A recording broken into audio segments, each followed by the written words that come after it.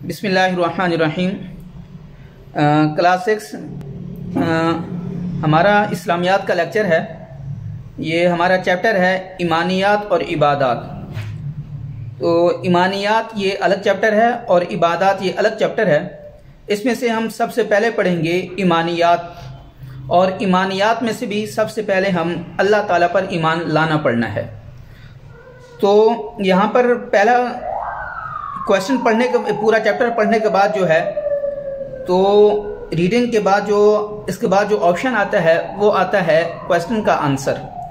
तो जो एक्सरसाइज होती है उसकी क्वेश्चन के आंसर हमने लगाने होते हैं और वो लिखने भी होते हैं और याद भी करने होते हैं। तो पहला हमारा क्वेश्चन है कि ईमान से क्या मुराद है, ईमान से क्या मुराद है और अल्लाह ताला पर ईमान का क्या मतलब है, ये पहला क्वेश्चन है। तो ये मैं बुक आपके सामने है, मैं आपको बता भी देता हूं और बुक पर निशान भी लगा के दे देता हूं कि यहां तक इसका आंसर है। तो ईमान से क्या मुराद है, ये एक अलग क्वेश्चन है। ईमान से मुराद है कि तस्लीम करना या मान लेना। ठीक है, ये ईमान का लफ्जी मतलब है कि ईमान से मुराद है कि मान लेना या दिल से तस्लीम करना। और अल्लाह ताला पर ईमान लाने से क्या मुराद है, इसके मुराद ये है कि इंसान इस बात को मान ले कि अल्लाह रब्बुल इज़्ज़त पर ईमान ले आए और अल्लाह ताला एक है और वो हमेशा से है और हमेशा ही रहेगा, हमेशा से है और हमेशा से रहेगा और उसका कोई शरीक नहीं है। वो कायनात यानी आसमान, ज़मीन, चाँद, सूरज, सितारे और सियारे वगैरह को पैदा करने वाला है और कायनात में मौजूद हर शय का वो मालिक है।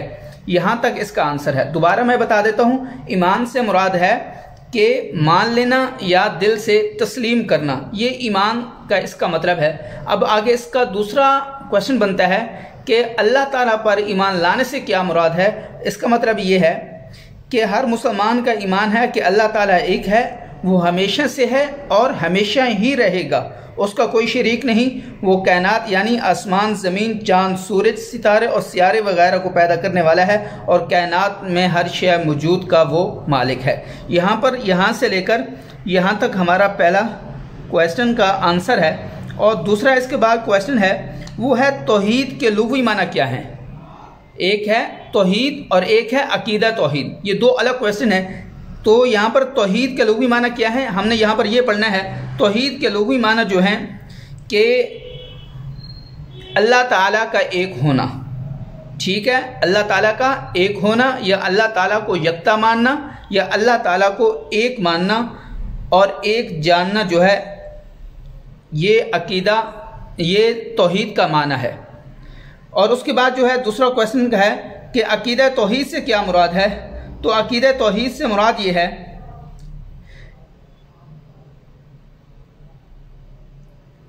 कि अल्लाह ताला को वाहिद, यकता और एक मानना और एक जानना है और अल्लाह ताला की ज़ात और सिफ़ात में किसी को शरीक ना मानना, ये अकीदा तौहीद है।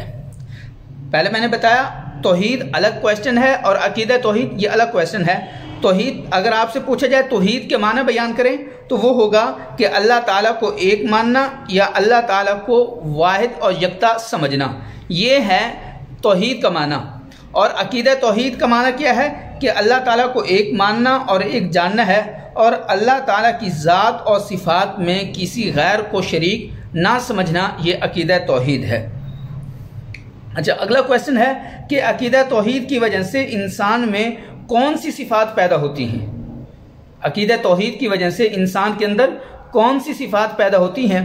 तो इसका आंसर जो है यहाँ पर है कि अकीदा तौहीद की वजह से मुसलमान के अंदर जो है जुर्रत, बहादुरी, सब्र, भरोसा और यकीन जैसी सिफ़ात पैदा होती हैं।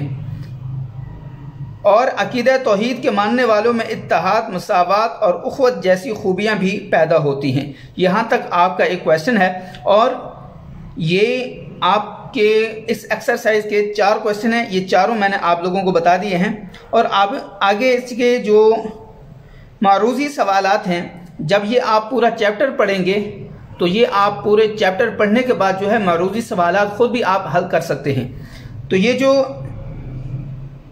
MCQs हैं ये मैं आपको बता देता हूँ और आगे जो मारूज़ी सवालात हैं आपने कोशिश करनी है कि वो आप ख़ुद हल करें। तो पहला है ईमान का मतलब क्या है।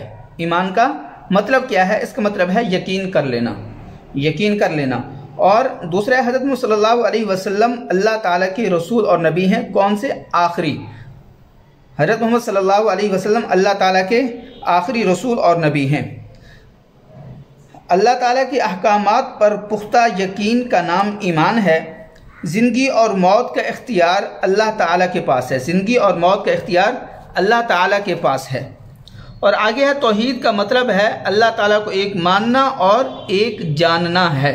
यहाँ तक आपके MCQs हैं, यहाँ तक आपके ख़त्म हो गए हैं। आगे खाली जगह पुर करनी है और कालम अलिफ को कालम बे के साथ मिलाना है। ये कोशिश करें कि आप लोग ख़ुद करके आएँ।